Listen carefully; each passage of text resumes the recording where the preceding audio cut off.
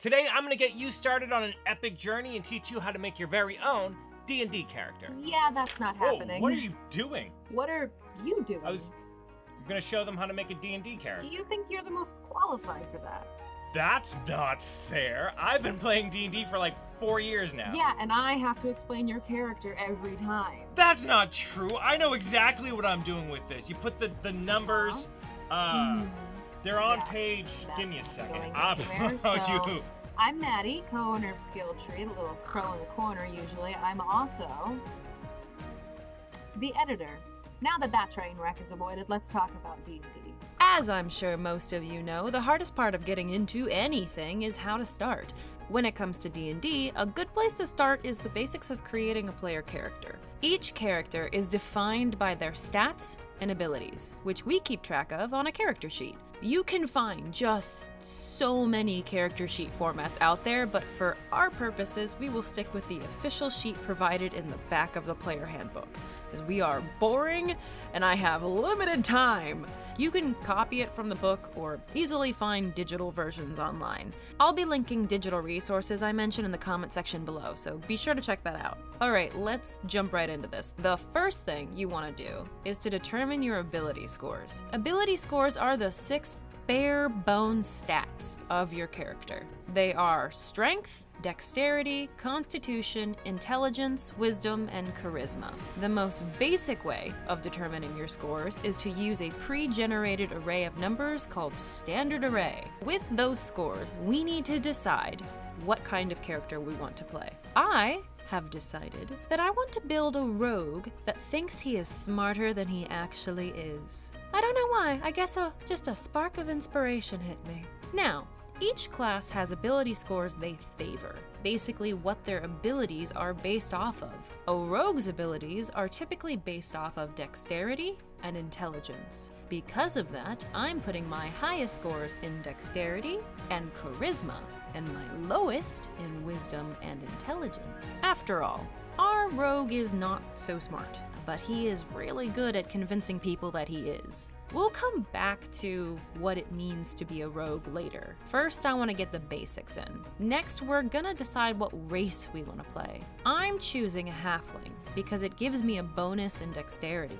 It also gives me the option of choosing between 2 sub-races, a Lightfoot halfling or a Stout halfling. I'm choosing Lightfoot because it gives me another bonus to an ability that I'm favoring, charisma, as well as a feature that makes me stealthier, all of which are good things for our rogue. After all, he has to be good at some things. All that's left for our race is to adjust our stats accordingly and write in the features it gives us. With that all settled, it's time to decide our background. A background gives every character some things that they are good at, some special equipment, and an ability specific to the background.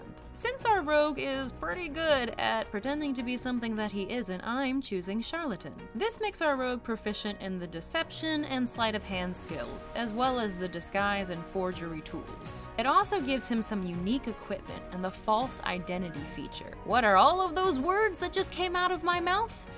To avoid explaining myself twice, I'm gonna take us back to our class. Alright, like your background and some races, your class makes you good at certain things. Every class gives you proficiency in 2 saving throws, some skills, and some equipment. Saving throws are your ability to resist something, be it dodging out of the way of a trap using dexterity, resisting poison using constitution, or fighting off mind control using wisdom. Rogues are proficient in dexterity and intelligence saving throws, so we just bubble those in.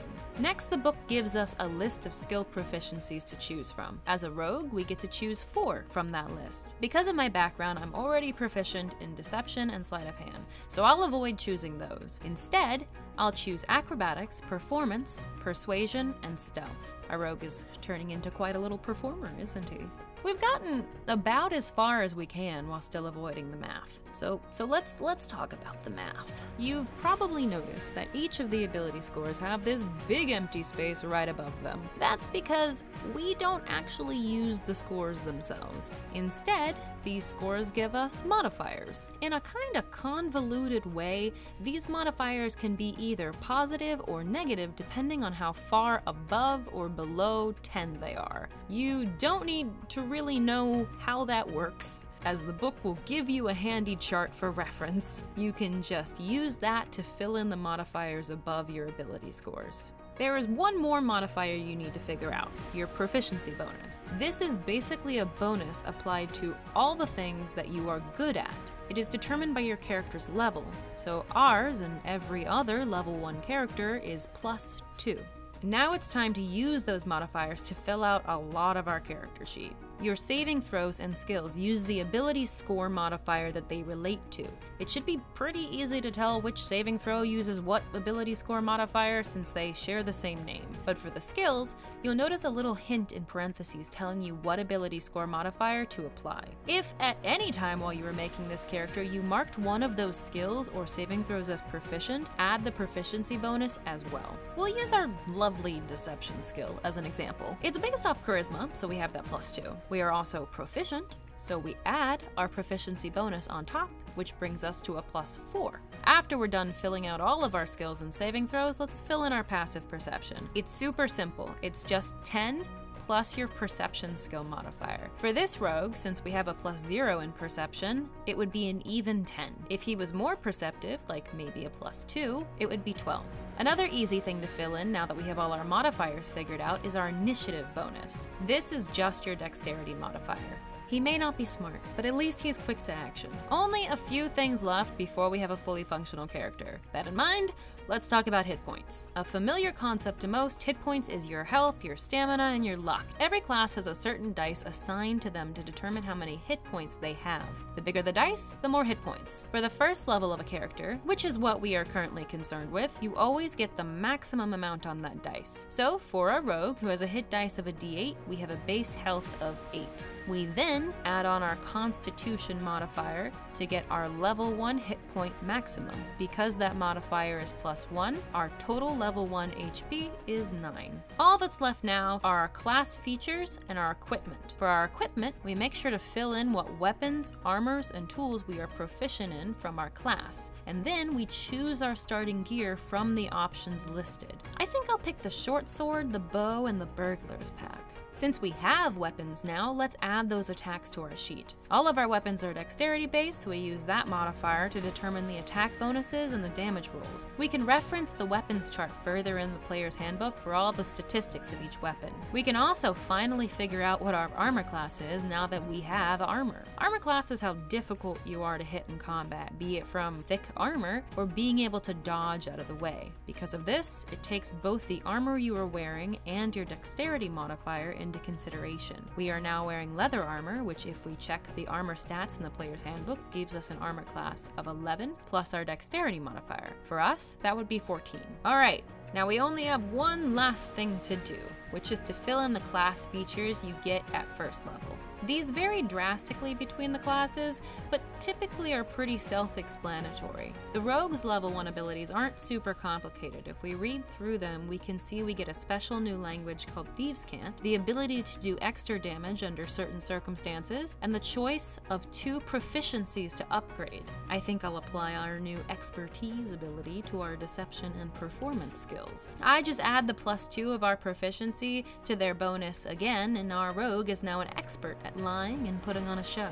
And we're done! All that's left is spaces for where you define the roleplay aspects of your character, like their name and personality traits. My background recommended a few personality traits, so I'm just gonna plug in a few from there. As for alignment, he seems a free-spirited fellow not concerned with the morals of others, so chaotic neutral it is. And for a name, I mean, I'm a fan of irony, so I think I'll call my not-so-smart rogue Clever. Seems fun, right? And there we have it, a fully functional level 1 rogue with a bit of personality to him. Obviously, there's more to learn when it comes to actually playing said rogue, but we've officially taken that first step and have a basic character. Perfect timing too, because I think I'm reaching the limit of how long I can keep Clever. Yeah. Got it back. All right. Okay. Everything's how it should be. And sure, maybe she did an okay job explaining it, but I mean, I would have made at least a smart character. Why would you name him She's so mean.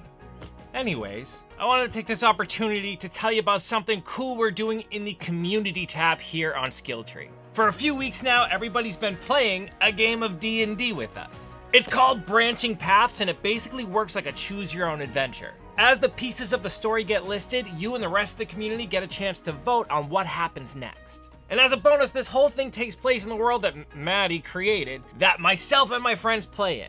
Which means the decisions you make have an actual impact on the game we play. It's been super fun to see the interaction so far and the type of decisions you all are making. So yeah, check out the community tab here on SkillTree if you want to play. And also check the links in the description to learn more about the world we're playing in, the character, and the story so far. I hope to see you there, and I can't wait to play with you. This is a fun game that I really do love. In the meantime, though, keep leveling up, you. Thank you for sticking around. I know she did this episode, but if you want to watch a really good episode, why don't you check out one of these ones down here. These ones feature just me. Makes them better. All right, let's be honest. She probably does know better than me.